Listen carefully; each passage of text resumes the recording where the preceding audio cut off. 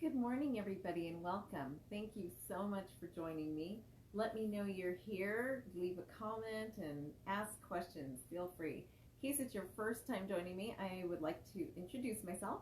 My name is Evelyn Knight. I am the host of the Childcare Business Coach podcast. I'm the CEO and founder of Childcare Business Professionals, which is a company that helps childcare owners and directors find success while maintaining high-quality research-based standards. I'm also a childcare center owner. So I hope everybody had a wonderful Christmas. I see Laura and Angela. Hello, welcome. Feel free to ask questions and leave a comment as we go. I love the interaction. It gets pretty lonely on this side of the camera. So I hope everybody had a great holiday, a great Christmas if that's what you celebrate, or whatever you celebrate. I hope you're having a wonderful December. December is probably my favorite month of the year. I am, if I had to be some kind of character, I would be the elf for sure. I am a Christmas fanatic.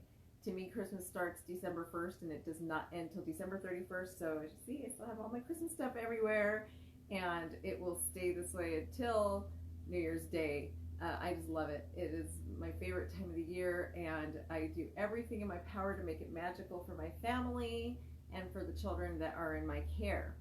So now that Christmas is over though, and the frenzy is over, hopefully you guys have some time to rest. But that means that we're coming on the new year. And every year people talk about New Year's resolutions and what they're going to do. And so many of us, it's ironic because most New Year's resolutions are gone by March. Most people never achieve them. And by March, they've given up on them, right? So that's a little bit about what I want to talk about today on how do you maintain those resolutions? How do you keep them going, and how do you accomplish what you're going for? So today we're going to talk about vision. I talk to you guys a lot. I mean, all the time I'm talking about go back to your vision, right? If you're one of my clients, the first thing I have you do after time management, we got to do time management first in order to get the time to do this. But I'll have you create a vision, right? And we work together on your vision, and how do we make it come alive? How do we really just make this a real vision? And when I talk about vision and mission, I am not talking about the traditional visions and missions that are a plaque on some wall in a corporation, right? Just these slogans, really. I'm talking about something that is real, it's tangible, it's what you're working towards. It's what will make your center great and your employees great. That one of the biggest things that I get asked all the time is how do I have my employee retention, and how do I have that loyalty that I get from employees, like the performance and the retention is just amazing. It's my vision, absolutely 100% hands down. It's the vision. It is what keeps me going, right? 2020 has been a rough year. And my companies are doing pretty good, and I always know in the back of my head, if I wanted to take a break, I could just sell my companies, and I wouldn't have to persevere through the things that we're persevering through during COVID. But I have such a strong vision. There's just moments that vision gets me out of bed in the morning. I've told you guys in previous videos what 2020 has looked like for me. It has been so much more than just COVID. There's so much more that's happened in my life than just COVID. It has been a crazy year for us, my family. And so vision, though, is what really, really keeps me going. And one of the things, as I've been studying more and more and getting ready, every year I do create a vision for a year, and I do have my plans, right? And as you work with me, I do help you set this up for yourself too. For example, I have a 10-year plan that I make, and then I break that 10-year plan into a 5-year plan. Then I break that into an annual plan, right? And then my annual plan becomes a quarterly plan. My quarterly plan becomes a weekly plan. So that is where I really just help you guys too to come up with the same thing. And everything, all of those plans are going to revolve around my vision. It's my overall arching vision. And one of the things that is important to understand is you're going to have more than one vision. Okay, you're going to have your personal vision and your center's vision, your business vision, and they cannot be one and the same. They do have to be separated. So your personal vision for your life, it's absolutely, your center is going to complement that, right? You're going to be achieving your life goals through your center, but you do need to make sure that you are keeping them separated, that they aren't completely one and the same. So when you're creating your vision for your life, there should be a life vision. You absolutely should. And your center's vision should absolutely complement your life's vision. Absolutely. So that's what I want you to think about, though. One of the biggest problems I see in this industry is we start solo, right? Even if it's just starting with an idea, it is just you. You're starting your business with just you, right? And then you build and you achieve and you start building this team. And the problem I see is that vision stays just you. It doesn't change and evolve to include everybody else, all the other players. And so what ends up happening is you become the beginning and the end for your business. Your business is so entwined with you that you can't walk away. And that is why so many of you work these 50 to 70 hour weeks, because you've created this culture that is so reliant on you that you really can't delegate the help, right? So even if you're a director, it's the same thing. Your career is still so focused on your personal vision that you haven't separated the two out. So your personal vision and your professional vision are still so one and the same. And that really is harmful to your business, because it just puts you in a position where you have employees that really can't do what you want them to do, which creates unrealistic expectations. So now you're wondering, why don't they do this? And why don't they do that? And why can't they just see things this way, right? And you're always looking down on your employees, which in fact, it comes down to the fact that it's you, the culture you have created, and the lack of expectations that you've created and put on them, that makes it so that you really have this staff that can't perform. So I see owners especially, and I see a lot of directors in the same boat, where you get yourself trapped in these cycles, right? It's like you're a hamster in the wheel, and you're constantly looking around and it's like, why don't they understand to do this? Why do I have to be here from open to close? And I have to do all of this all the time because nobody else can get it done. Nobody else knows what I expect. Nobody else, right? And you just start wondering to yourself, why? Why are you in this position? But I have to tell you guys, if you haven't set up those clear expectations, you've done it to yourself, right? And if your vision for your company is still so entwined in you and your personal, and it's not contagious for your staff, then you're setting yourself up for failure. You're setting your staff up for failure, which is why you're having retention issues, which is why you're having performance issues, which is why your staff isn't taking ownership of their jobs and doing what they need to do, right? That's why they're not just flying and being free in their job, and that's why you have to hold their hand through everything. That's why you have to talk them through everything, and that's why you can't let them work independently. So it's really important that we just recognize that and create expectations that are realistic and create a vision that is contagious. The vision for your company, for your center, has to be something that others can buy into. It can't just be about you. It has to be something that becomes contagious and that other people really want to be a part of. I talk to you guys about my amazing, wonderful director, Brady, all the time. And in my right hand that I couldn't do without, and Alana, her assistant director. And we have quite a few staff members at this point that have been with us for years. And part of the reason that they're loyal and they do what they do is because of the vision. They understand the vision I have for the company. It has become part of them too. And it is part of their life mission now too, right? I know full well that, especially like Brandy could go, just using her as an example, and make $30,000-$40,000 a year more working for a different company. She could easily go get a job making a lot more than what she makes for me.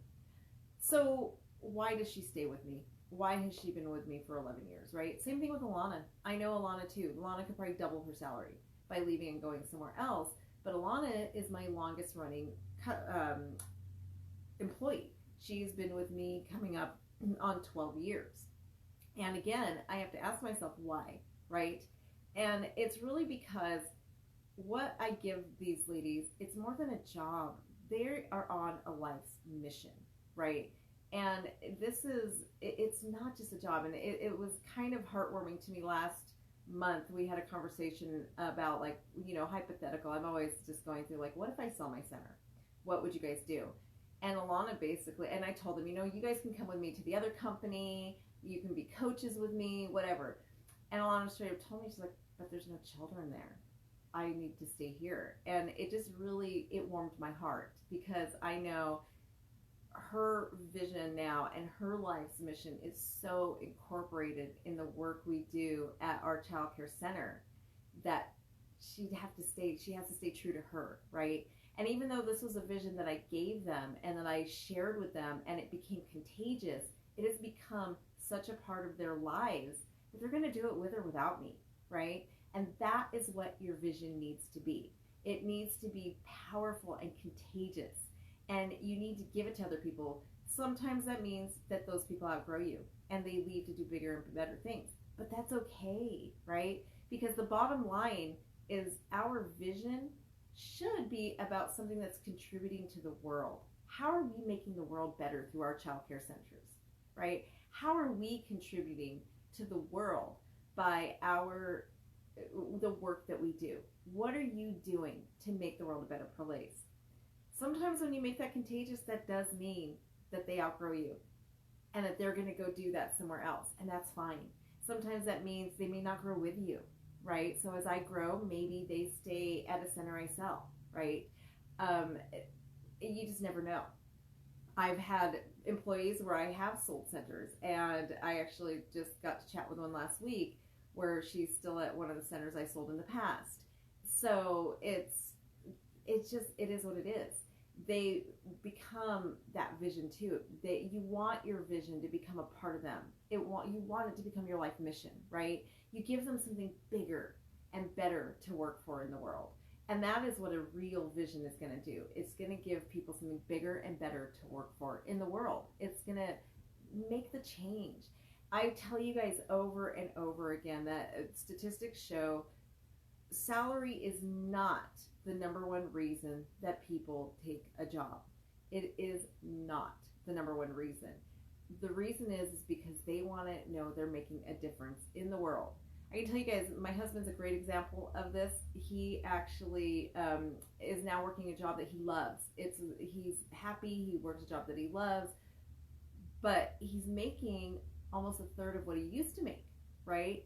So you got to ask yourself, like, wow, if that much of a difference, how do you love the job? Because it's not about the work. That is not why people work. And the most miserable people in the world are working for the money. It can't be about the money. It's got to be about doing what you love and what you're passionate about, right? And the money has to be secondary.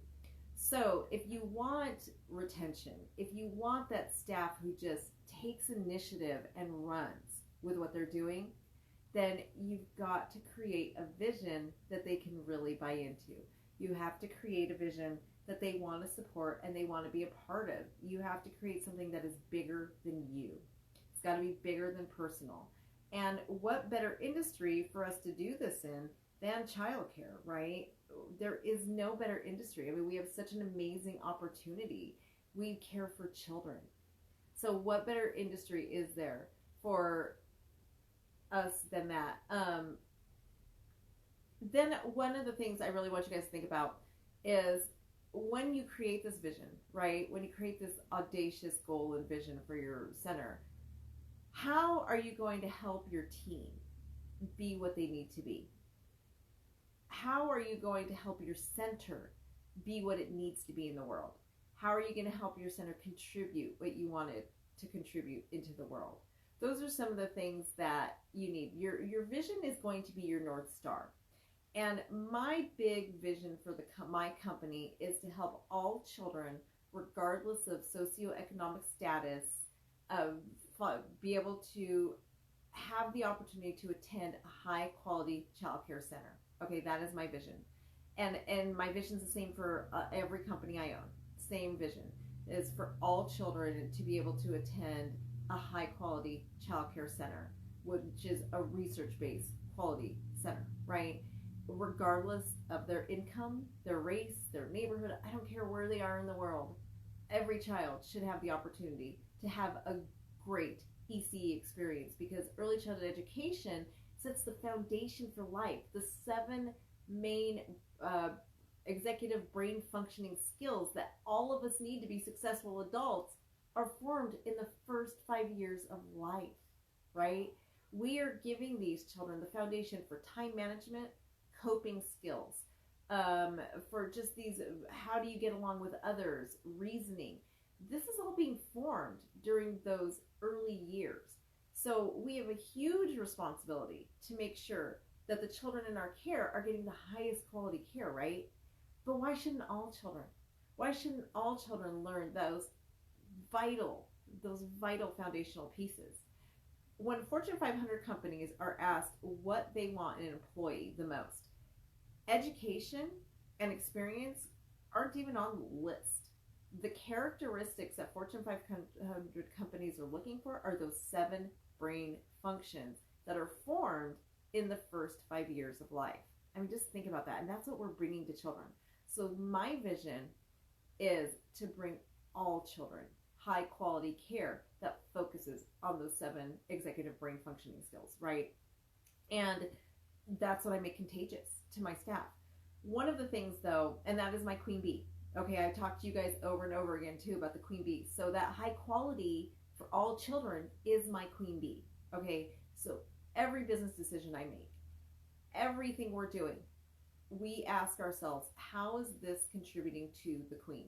How is this contributing to the queen bee role in our business, which is our vision, right? So all of our decisions, everything. And I constantly talk about that, right? To the point that Brandy actually is so used to me talking about it that the other day she called me out on it. I was doing something and she basically said, is that really contributing to the queen bee? And I'm like, ooh, maybe it's not. And I had to step back and really reevaluate the decision I was making. So everything, and you train your staff, and it takes constant reminders. This isn't something that you're going to do a rah-rah staff meeting, which I do every year in January. I do my cheerleading, I call it my cheerleading staff meeting, where I will get up there. We are going to do an entire staff meeting that's about nothing but the vision for the company. That's the entire staff meeting. But it's the vision. During the staff meeting, I am making that a very contagious vision. I have some techniques I've used over the years to make it contagious, make it their own, help them plan for their classrooms. We literally come up with it'll be our 2021 vision meeting, where I'll talk about the company's vision, where we are in our 10-year goal, where we are, and how is this contributing to the vision, our overall mission in the world, right? Our overall purpose. And then we talk about, like, this is 2021, what we need to do to get further down the road in accomplishing that goal. Then each one of my teachers is going to, or each classroom is actually going to create their vision for their classroom. That's going to complement the center's overall vision. So we do that every January, but that is not the only time. After that, we have to just keep going at it. We keep going at it. Just keep reminding them. So when ideas are brought to you, you're going to say things like, so how is that contributing to the company's vision? So for me, what I'll say is, how is that contributing to making sure all children are provided high quality research-based care, right? And so you're just constantly bringing that back to them. And when we take in, we care for a lot of foster children at my center. And so when we take in another one, I always make sure, just to reinforce, like, look at the opportunity we're giving this child, the care that we're giving them. I point out the children in our care that normally wouldn't have the opportunity a lot of times, like, look at how much we've grown.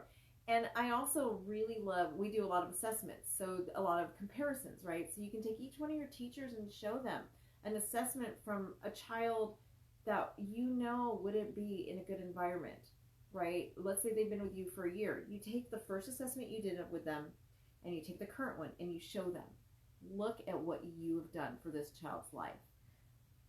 When they first came to us, they weren't speaking. They needed a speech therapist, and thanks to the work we do, we were able to get them into speech therapy. And look at what you've done in the classroom, because now their spatial reasoning is amazing, their speech is improved, they're this and that, and you show them specifically. And one of the things I like is using specific children. Show them the difference they're making in that child's life. Every single one of our teachers is doing it, right? You can find a child that fits. Hopefully, if you've got a clear vision and you're working towards your vision, you will be able to find a child that you can see the vision in their life, right? So that's where you correlate it. When you see that, and when you start looking for it, you guys, you will find it. When you really are aware and you start looking at it, you will find the child in every classroom. And when you do, point it out to the teachers. Make sure they know that child is why we're here. That child who was abused or who lived this life before they came to us, now you know they're eating. I mean, we've had children at my center that were malnourished, right? And we know that they eat. We provide breakfast, lunch, and 3 snacks at my center. And we know Monday through Friday, they are eating. That's enough. That's enough. They're growing properly now because of us. But we need to point that out to our staff, because during day-to-day work and just being there every day, we forget and we don't see it anymore, right? So that's where us as the leaders, as the directors and the owners, we need to be looking for that stuff and making sure that our staff still sees it. It is one of our biggest responsibilities, is just always being aware. Whose lives are we changing? And point it out to your staff. Just show them the difference they're making in every life, because they are. I think sometimes we become so jaded with what's happening with our staff that we stop seeing it. The difference that they are making in a child's life. We see that they were late on turning in curriculum, or they didn't close their classroom properly last night, or something that we just didn't like, and we overlook the things that they are doing. So it's really important for us to come back and really just remind ourselves that they are making a difference in children's lives, and point it out to them. Show them the difference, because they may not see it all the time, right? In the example I just gave you guys, we had a child who was malnourished, and she was an infant, and she was failure to thrive. So now she's doing fine, right? And it's because my teachers fed her every day. Is that a normal thing? Absolutely. We feed every baby every day. But in this specific baby's life, it meant the difference. It meant life or death, right? It meant the fact that now that child is growing again, and she is developing again, where she had stopped. She was failure to thrive. She had stopped growing. She had stopped developing. So doing something simple as giving her her daily bottles, it literally changed that baby's life. It changed the trajectory of that baby's life.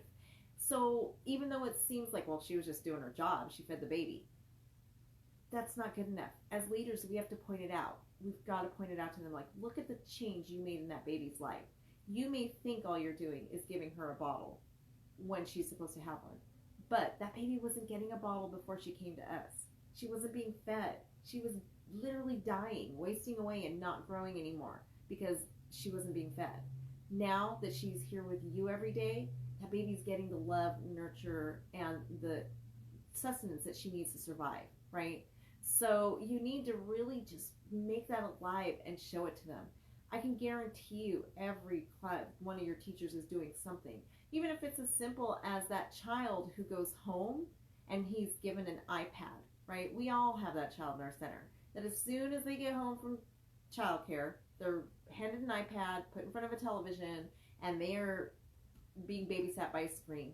They get no human interaction, except for when they're at our center. You know, they basically go home, they eat dinner, take a shower, sat in front of a screen, and go to bed at night. So pointing that out to the teachers. You know, you are the one giving this child the nurture and the love by just talking to them and interacting with them. Maybe by just rubbing their backs at nap time to put them to sleep, right? Which seems so menial to us. But to that child, it makes a huge difference in that child's life, right? Something so everyday to us, doing an art project with a child, sitting with that child and reading a book to them. To us in early childhood education, that's just everyday stuff. But to that child, that might be the only time an adult actually interacts with that child. That might be the only time that that child has another adult talking to them throughout the day. I see it all the time, and I'm sure every single one of you guys see it all the time too. So point that out to your teachers. Don't take for granted the everyday things that we do, because those everyday things that we do really do make a difference in children's lives. They really do. So my challenge to you this week is really get clear on your vision before 2021 hits. Why are you there? What is your center's purpose? What is your purpose in the world? Why is your center there? And then my challenge to you is to go through your classrooms and find those children that fulfill that purpose. Don't overlook what is the day-to-day, right? Go in there, find that child, and point it out to your teachers. Every one of your teachers needs to hear the difference they're making in a child's life. If you want them to really embrace your vision, to fall in love with your center, to be loyal employees who do take initiative and do things on their own, then you really do. You need to find that everyday task they're doing and point out to them why it is so vital and how they are literally changing a child's life, because they're doing something as simple as changing a diaper, right? And you need to really just kind of make yourself aware too and stop taking it for granted. As leaders, we need to stop taking those things for granted and really just show our staff how much of a difference we make in the world. So I hope everybody has a great last week in 2020. It is going to be a wonderful week. And here we go into our new year. And I know each one of us we're going to choose what our 2021 is going to look like, right? No matter what happens, we get to choose. So it's how we interpret the circumstances that come our way and how the year is going to be. So I hope everybody has a great last week in 2020 and is looking forward to a wonderful 2021. Bye, everyone.